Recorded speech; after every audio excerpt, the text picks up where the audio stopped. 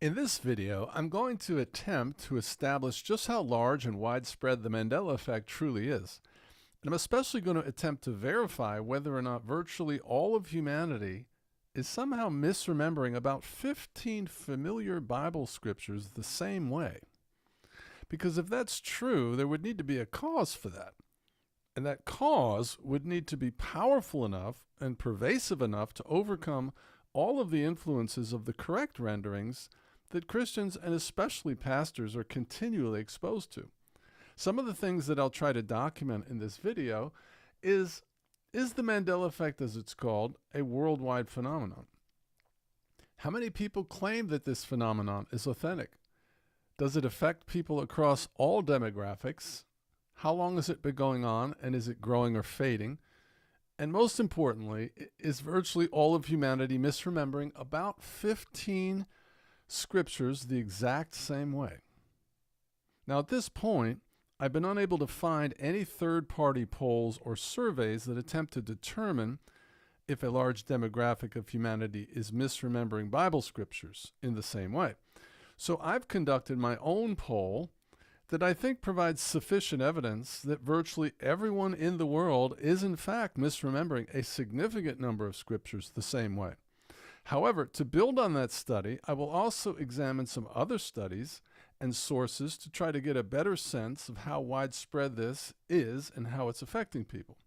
Some of these other sources that we'll look at include the Google Analytics and Google Trends, Google Keyword Search Volume, several peer-reviewed studies on the Mandela effect, international polls by third-party organizations. Then we'll look at subscriber sizes of both Mandela Effect YouTube channels and Facebook groups, and what are the demographics of those channels, and then also comments from listeners on guest interviews that I've done.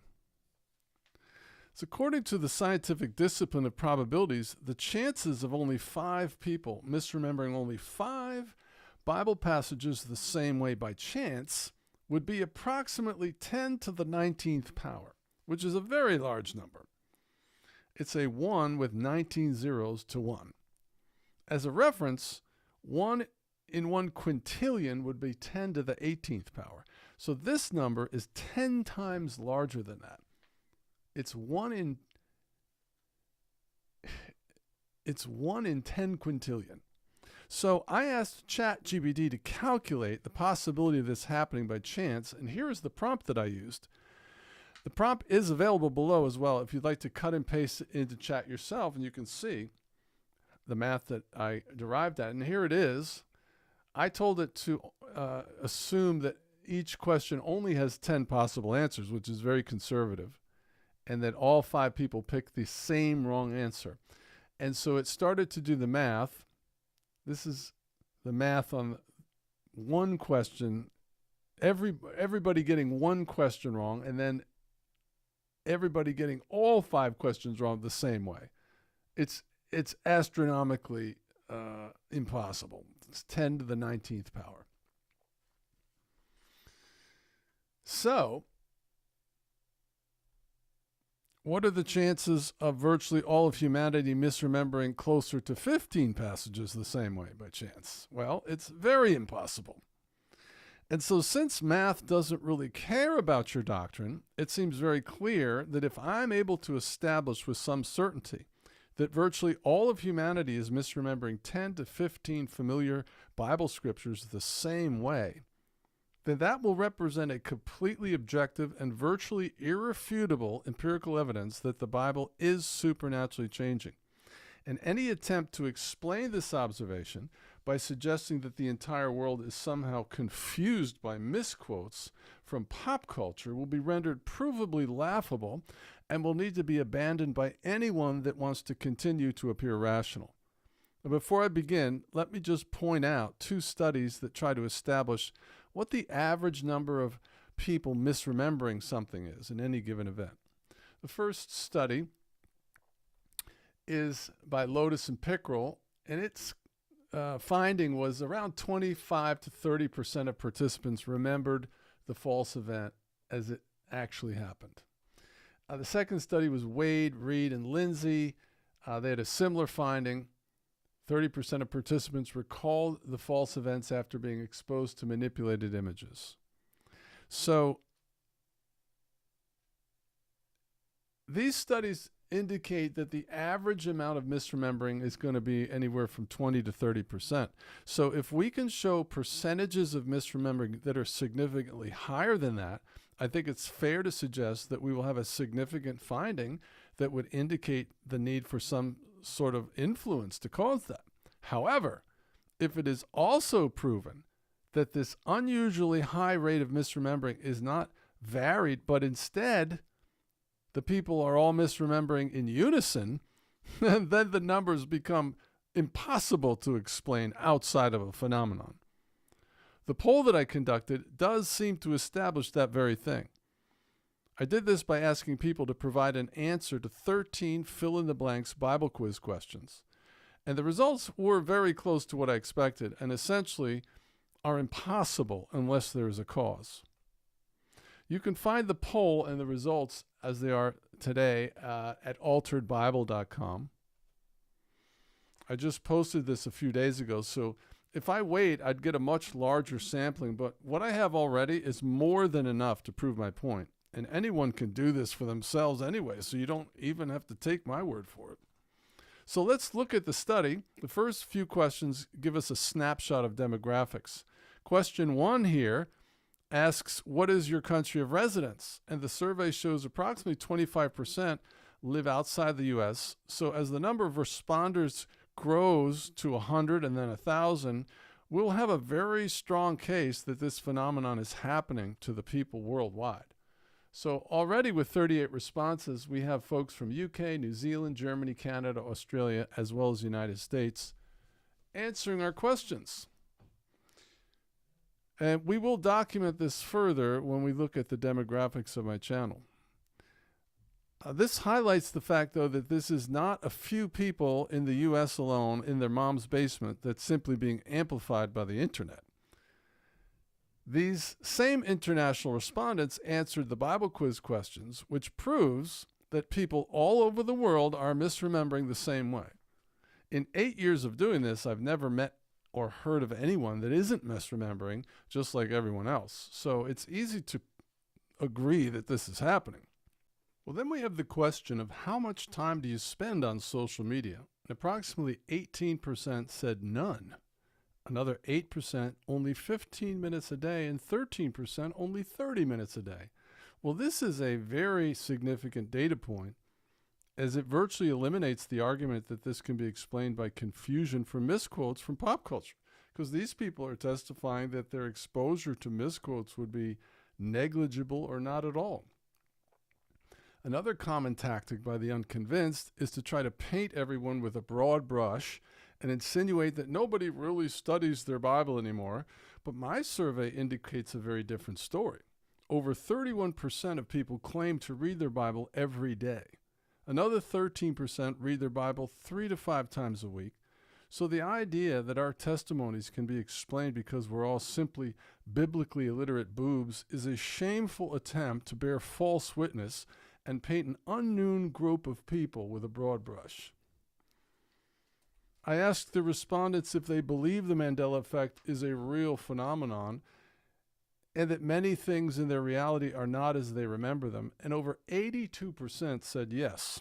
Now, this is an important finding to document because the unconvinced keep demanding that we're just misremembering. But our testimony is that we're not misremembering. Our testimony is that we're adults and we know what misremembering is. And this response is showing in no uncertain terms that people all over the world truly believe that we are not misremembering, period. This next slide asks to rate their response if they've ever experienced anything like this, like the Mandela effect before. And the response actually surprised me. I think it's possible that people misunderstood the question, because half of the people indicated that they have experienced something like this before. Or maybe they were just thinking about deja vu or something like that. But 21% did agree that they had never experienced anything like this before. And it is important to note that there's never been an event like this in recorded history.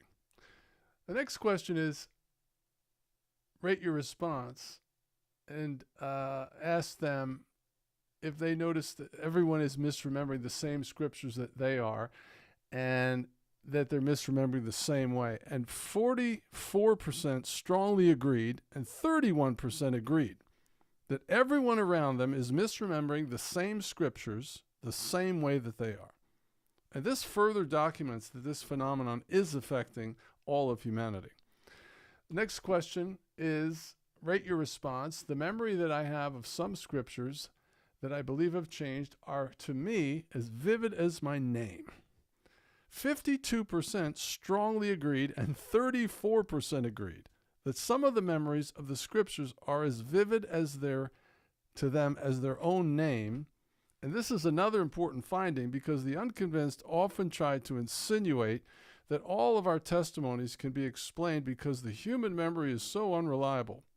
But with 86% testifying that some scripture memories are as strong as the memory of your name, you can no longer make that claim, because if your name is Tim, for instance, and you woke up tomorrow and now it's Tom, and all of your documents say it's Tom, and your bank statements say it's Tom, going back 20 years, do you honestly believe that you could convince yourself that you had just been misremembering your own name your entire life? I don't think so. And before I go on, let me just state this again, that the math doesn't care about your doctrine. It's not going to matter how much you purse your lips when you talk and how emphatic your tone is when you quote one supposed preservation promise after another. The math is proving that your doctrine is wrong. The math proves you need to slow down and listen and try to understand what is being shown to you, because your doctrine is wrong. This observation proves that the Bible is changing. And therefore, it proves that there has to be a more nuanced understanding of the doctrine of preservation. As I've covered in my 400-page book, which you can download for free at alteredbible.com. We also have a whole raft of executive summaries and all kinds of stuff to help you understand how the Bible can be changing without it impugning God's character in any way. So, the word is preserved, but the scriptures are not preserved. God doesn't change, does not mean the scriptures will not change. And it hasn't dawned on many yet that God is the one calling for this change. Because you're thinking, well, if God can save you and keep you, then he can certainly preserve his word. Okay, but first of all, that's an assumption. Where's your chapter and verse for that conclusion? And secondly, don't you think if God has removed his word as a judgment before, that he might do it again? Anyway, 18% testified that they go to church every week and 10% occasionally throughout the year. In this question, how long have you been attending church? 27% of respondents have been going to church for between 40 and 60 years. 19% have been going to 20 to 40 years, and 19% have been going for 10 to 20 years. Well, this represents a lot of exposure to the correct renderings of the Bible over a long period of time. And that is a lot for a few misquotes to overcome, wouldn't you say?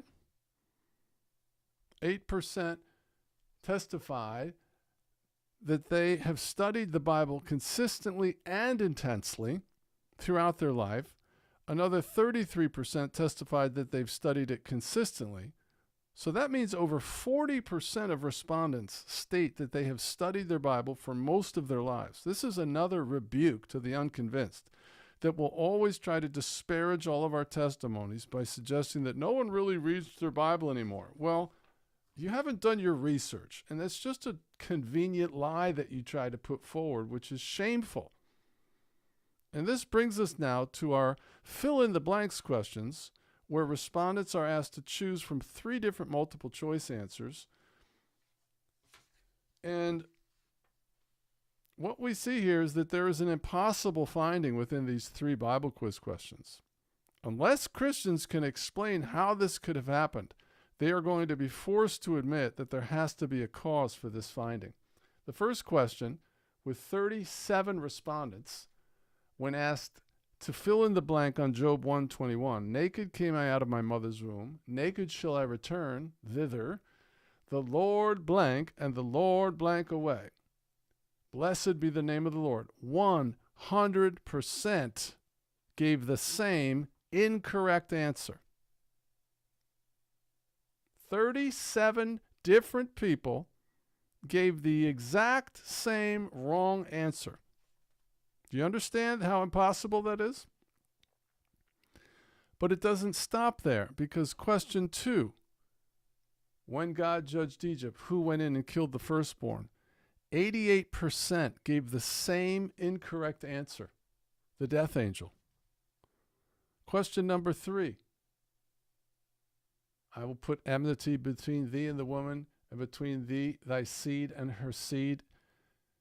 It shall blank thy head, and thou shalt blank his heel. 76% gave the same incorrect answer. It shall bruise thy head, and thou shalt crush its heel. 76. Question number 4. He that heareth and doeth not is like a man that without a foundation built his house upon the blank, and against the blank did it beat. 97% gave the same incorrect answer. They all said it's built upon the sand and the winds. Well, that's not what the Bible ever said. Question number 5. Judge not, blank ye be judged. 100% out of 38 respondents gave the exact same wrong answer. So we're already off the scale of this possibly happening by chance. But let's continue. Who did Jacob wrestle with all night? 63% gave the same incorrect answer. Who laid down with the lamb? 97% gave the same incorrect answer. What did the dove have in its mouth when it returned to Noah to indicate that it had found land? With 38 people, 92% gave the same incorrect answer. Now, these are all people that have been exposed to the Bible their whole life. They seem to be all being steered in another direction somehow. They all seem to misremember all of these in unison. They're not misremembering them randomly. They're all misremembering the same way. Jesus said, put up again thy sword into its place, for all who blank by the sword shall blank by the sword. Well, we all know what that is. All that live by the sword shall die by the sword. But there is not one. These are all universal changes, by the way, except for the 2 King James ones. They're in every Bible. He that lives by the sword shall die by the sword has never existed in any version. Not the King James, NIV, NAS, you name it. It doesn't exist. But 92% chose the same wrong answer. For where 2 or blank are gathered together in my name, there I am in the midst. 89% gave the same incorrect, wrong answer. These are statistically impossible. What you're looking at is statistically impossible. This is lying signs and wonders. Remember those? 65% out of 34 people picked the wrong answer. They all got it wrong the same way. Okay, my people blank from lack of knowledge.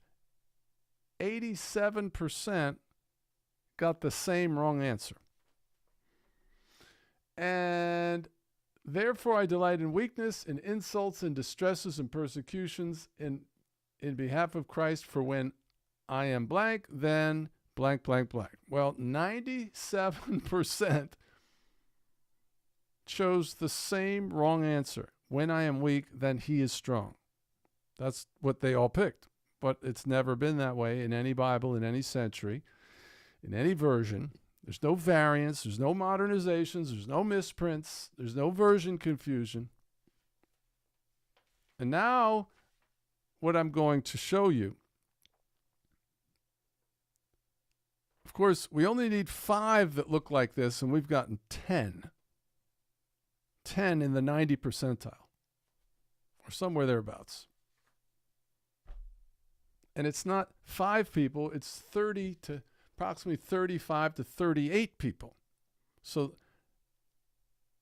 what you're looking at is so impossible without a cause that you're humbled. You're forced to admit that this has to have a cause. Now, the only possible explanation that the entire body of Christ can come and offer is that the entire human race is somehow bamboozled by misquotes from pop culture, the Catholic Book of Prayer, the song Peace in the Valley, which quotes the lion laying down with the lamb. And so the problem with this far-fetched hypothesis is that I can do this quiz that I just showed you with pastors. And I calculated that pastors were going to spend approximately, throughout the week, aggregately about 3 hours a day exposed to the correct renderings. That's actually pretty conservative. I'm preparing messages, and sometimes it takes me 3 to 4 days of poring over the scripture to put the scripture, the message together, and then I have to deliver it, so it's easily 3 hours a day. So some people suggest that pastors misremember Bible passages due to these misquotes, and this idea suggests that even with long-term exposure to the correct Bible text, occasional misquotes could somehow overwrite the memory of these content experts. And not just 1 or 2, but in this case, 13.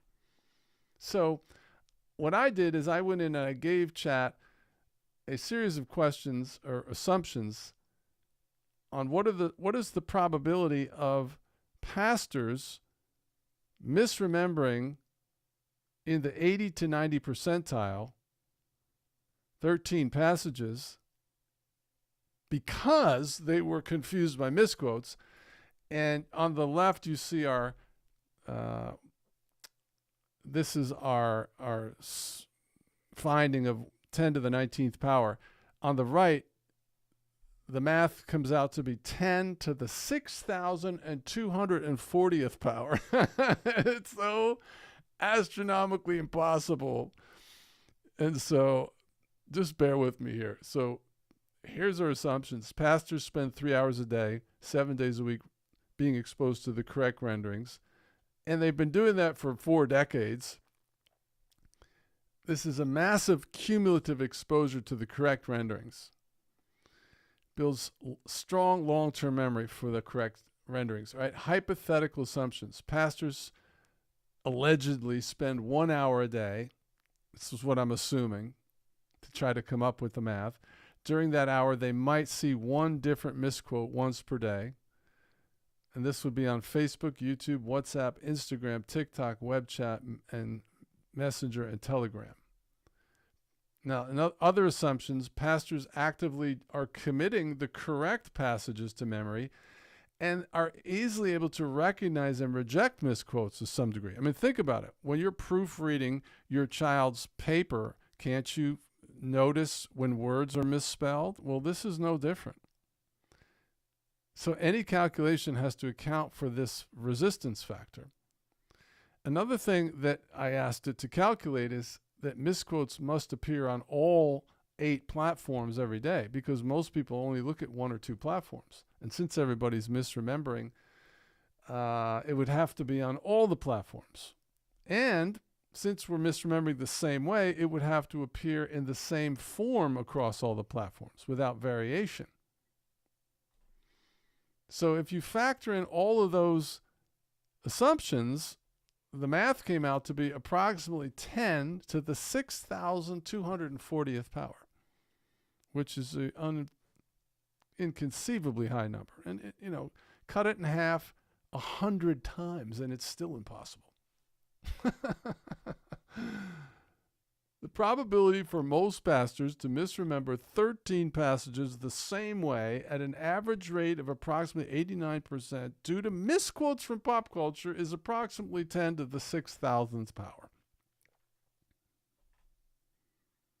So this screenshot here is the entire body of Christ on the right, trying to suggest that we're confused by misquotes and variants. And on the left is the entire Mandela effect community saying, that's the most ridiculous thing I've ever heard. And here's the math that chat used to come to this astronomical number. I'm not going to really spend any time showing it to you or reading it and trying to pull it apart because it's a very generic, broad calculation. But it does give you some sense of how ridiculous this is. Now, here's how you can know that the misquote hypothesis is impossible. Ask yourself this. If someone on Facebook posted there is no God, would you suddenly and without even realizing it become an atheist? And think about it. What we're being asked to believe is that these misquotes are subconsciously wiggling their way into our long-term memory without us even knowing it. On not just one or two, but 10 or 15 familiar passages. And my favorite response is this: so what if there's a misquote on Facebook or in any social media? Don't you know your Bible? How many times would you need to hear, let's say, Jesus cried misquoted before you'd believe you would subconsciously adopt it into your long-term memory? Think about it. How many times would you need to hear Jesus cried before you would somehow adopt it as your memory of what the Bible always said? The answer is never. You could hear it 100 times a day and you'd always see it for what it is. It's misquote, and you wouldn't adopt it. If everyone's misremembering the same way, and that's being caused by misquotes, would you agree that there must be only one misquote for each 15 scriptures that everyone seems to be misremembering the same way? Well, my question is, do you have any evidence to support that there's only one misquote in the entire world for these 15 passages? And of course, since most people only look at one or two platforms, these misquotes would need to be equally as often on all platforms. Do you have any evidence of that?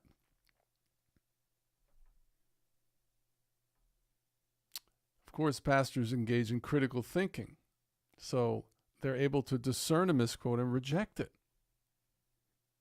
And given the environment that pastors operate in of an expectation of accuracy, I think there would be a very strong keenness to misquotes. Given the diversity of culture, context, and access to media worldwide, how would misquotes from a limited number of sources manage to uniformly alter the memory of an untold number of people across all regions, backgrounds, religious backgrounds, cultural backgrounds?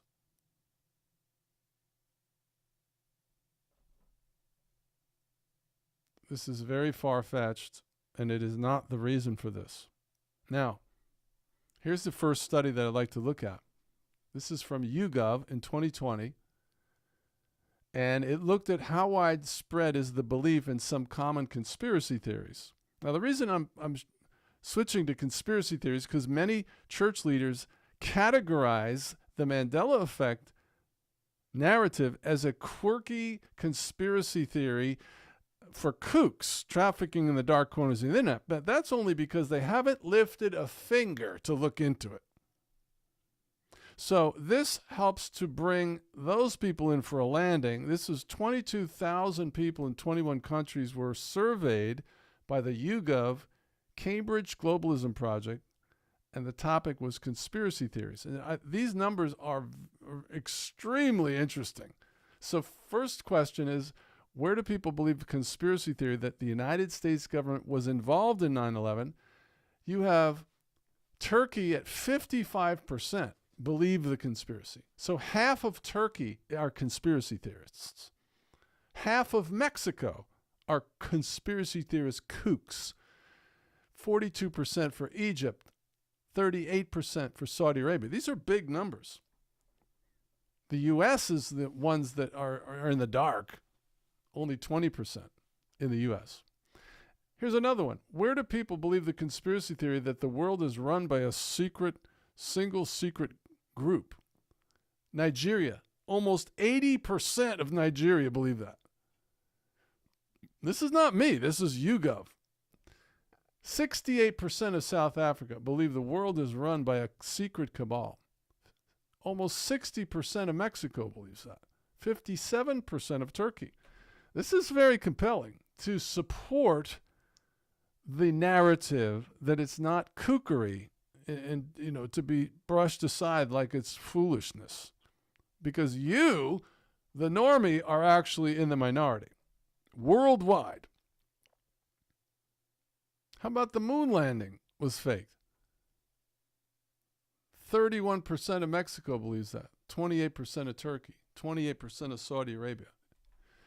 How about the theory that humanity has made a secret contact with aliens? Big numbers. Okay, and I actually calculated how many people this one is. So how many people worldwide believe that humanity has made a secret pact with aliens? Well, if you look at that statistic there, and then you figure out what the populations are of each of those countries, here they are, and the percentages. And so this is the number, approximately, of people that believe that humanity has a pact with aliens. It's 536 million people believe that. And these are other studies that have been done that have similar findings. Chapman University study. Okay, so it's not just one isolated study. Here's a Pew Research study. 25% Americans believe that COVID was, it's a plan to reduce the population. Okay, so here's an interesting study. I think helps our case here. This is called Mass Hysteria, an Epidemic of the Mind. It's a study that seeks to provide markers to help identify if something qualifies as a mass hysteria event. Does the Mandela effect qualify to be considered a mass hysteria event? Well, if an outbreak of abnormal behavior that cannot be explained by a physical disease, then it would qualify. These are the criteria that they came up with. So that's yes. If it affects people who would not normally behave in this fashion, that's definitely yes. This is affecting people. It's broadsiding people. If it excludes symptoms deliberately provoked in groups gathered for that purpose. So in other words, if it's not part of a group that already believes that kind of thing, then it qualifies as a mass hysteria event. It excludes collective manifestations used to obtain a state of satisfaction unavailably singly, such as fads, crazes, and riots. In other words, if a phenomenon is primarily about people coming together to enjoy or engage in a trend, like a fashion or craze, it does not fit the definition of a mass hysteria. So that's definitely not that. So basically, this phenomenon does meet all of these criteria. So if the Mandela effect is a mass hysteria event, then it can't also be qualified as everyday run-of-the-mill misremembering. That's why I pointed that out. It can't be a phenomenon, which is an event with an unknown cause, and misremembering, which is a known cause at the same time. So if you're convinced that this is all just everyday run-of-the-mill misremembering, but you also now see that the evidence proves that it's a phenomenon, in other words, you have no explanation for how everybody's misremembering the same way, then you're conflicted. You can't have it both ways. Okay, now here is another study that was done on the Mandela effect. It's called Measuring the Mandela Effect. And this was 1,000 U.S. adults, and respondents were given 9 questions, and 5 of the 9 questions showed a strong statistical anomaly. Over 50% chose the incorrect answer. The other 4 were also above average. And I'll just show you one. One was the Bernstein Bears. So 61% chose the incorrect spelling. Now, you remember our initial study where 25 to 30% is the average amount of misremembering that you might see in any given event. So this study showed a more than double the average amount of misremembering, which indicates an anomaly. However, it's much higher than that because they all misremembered the same way. It wasn't like they all picked various wrong answers. They all picked the same wrong answer. Now, this study is actually a peer-reviewed study by the BrainBridge Lab study. It's called the Visual Mandela Effect as Evidence for Shared and Specific False Memories Across People. They love big titles like that. This was back in 2022. And this study successfully demonstrated that 7 specific images, C-3PO, Curious George, Fruit of the Loom logo, Monopoly Man, Pikachu, and Volkswagen logo, and Waldo, met the criteria for what they call a VME apparent image. That stands for Visual Mandela Effect, which is shorthand the researchers use to refer to instances where large groups of people misremember the same visual detail. These images had low identification accuracy with a specific incorrect version that people consistently misidentified, even though the manipulated version were never previously seen by the participants. The consistency analysis confirmed that people shared the same false memory across the group, reinforcing the idea that the VME is a specific and shared false memory phenomenon. So there you have a peer-reviewed study telling you that this is a phenomenon that has no rational explanation.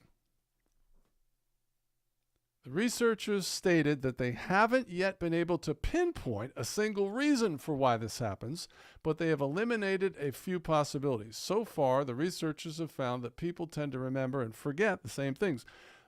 Okay, so the reason I posted this is because what they found is that all the people shared the same memories. And now this is an important finding because the unconvinced like to suggest that we, the ones that are trying to suggest that this is really happening, are delusional. Okay, but this peer-reviewed study shows that both groups share the same memories, which means if we're delusional, then so are you, because you have the same memories we do. So it's not like we're seeing pink elephants and you're not. We're not seeing things that aren't there because you're seeing the same things. You all remember the Monopoly guy not having a monocle. You all remember mirror, mirror, just like we do. The difference between the two groups is the conclusion that you come to from what you're experiencing. And what I'm showing you and have showed you already is that the misremembering is not misremembering. It's misremembering in unison, which can't happen. It can't happen by chance, and I just showed you it can't happen because of misquotes. This is probably the most compelling video I've ever created. This study here talks about what determines human certainty. This is a really important finding because I'm going to read this. This is a correlation between how certain someone is and the percentage chance that they are correct. This correlation is not always present, but it is most of the time. Now, I'm not saying that if you are certain, then it's impossible to be mistaken, because that's not true. You can feel very certain and still be mistaken. But that experience is the exception according to this study, not the rule. Okay, so this university study that I'm citing here, we see that this finding in a peer-reviewed study entitled What Determines Human Certainty, there are 552 participants. On page 4, in the section entitled Predictors of Certainty, you have this finding that supports the idea that it's highly probable that the testimony of the Mandela Effect community is accurate. And this is why. The finding of this peer-reviewed study, the last sentence that's highlighted. There are no cases where an individual is highly accurate and highly uncertain.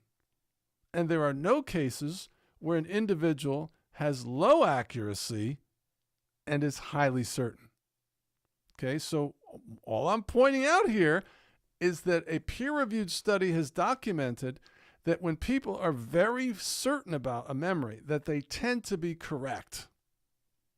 What's your name? Well, you don't even have to think about it. It's Joe or whatever it is. And because of your certainty, the recall is instant and effortless, you're usually right. So I'm just saying, I already showed you the question I asked. Are some of the verses that you feel have changed, are they as vivid as your name? And it was like 90% said yes. These scriptures are as vivid as my name, and they've changed. I'm just trying to be rational here. I'm trying to be rational. So if high certainty correlates to high accuracy, and the unconvinced have no objection to our testimony, which you don't now, then the most probable explanation for our testimony is that the Bible is supernaturally changing and not some sort of confusion or delusion. This study shows that confabulation is a neuropsychiatric disorder which is basically is limited to people with extreme brain injuries from accidents or extreme toxicity from alcoholism. I've heard that tried to level this idea that we're suffering from confabulation. No, that is an extreme case which is limited to people with extreme mental issues. This study shows that psychologists link emotion to vividness. So what is it that establishes a vivid memory? Well, some people have tried to argue that these passages aren't vivid. Well, you don't know that because of this study.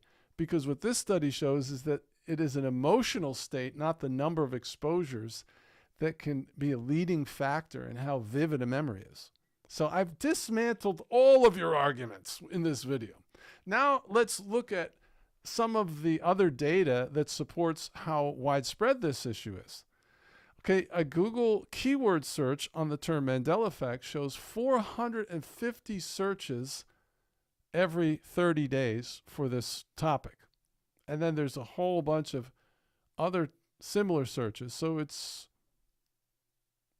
in the millions of different searches for this topic every month. That's a lot of searches. Okay, and here's Google Trends, which is a very interesting metric. This shows how strong a trend is. And I researched this, and anything over 25 like this is a very strong trend. So back in 2016, it peaked, and then it came down to the 25 line, and it's bouncing off of that very strong. So this over an 8-year period indicates a very enduring interest and not a passing fad. Okay, you have Facebook has over 300 active Facebook groups dedicated to discussing the Mandela effect. Some of them have as many as 180,000 members. So this is a really, really big movement. I mean, there's something to it. Listen Notes is a really interesting search engine for podcasts, and the search for Mandela Effect episodes maxed out at 10,000. It doesn't return more than that. So it gave me 10,000 different episodes of podcasts where they're covering the Mandela Effect. Then you have these young kids who are making videos that are going viral on the Mandela Effect. They just give examples of pop culture Mandela effects, and they're getting 7.3 million views, 5 million views. They got tons of those. Now, here are some of the larger YouTube channels that are basically exclusively covering the Mandela effect. You've got the Brian McFarlane effect, 31,000 subscribers. You know, this is not conclusive, but it does give you some indication of how much interest there is and how many people believe this. Because typically, the unconvinced are not going to subscribe to these channels. Here's Cynthia Sue Larson's channel, 35,000 subscribers. Moneybag73, who exclusively covers the Mandela Effect, almost 46,000 subscribers. Truth Shock TV, 146,000 subscribers. Jacob Israel, who's been covering the Mandela Effect for years. I remember watching him in the very long ago. He has over 200,000 subscribers, and then all time has 348,000 subscribers, covers the Mandela Effect. So that gives you some idea. Now, my channel, which is at about 8,400 subscribers, gives us a glimpse into the demographics. And I have to assume that these other channels that I just showed you have similar demographics, where I have listeners, as you can see on the screen here, in 50 countries. Here they are. This is my YouTube channel from June 2017 to June 2025.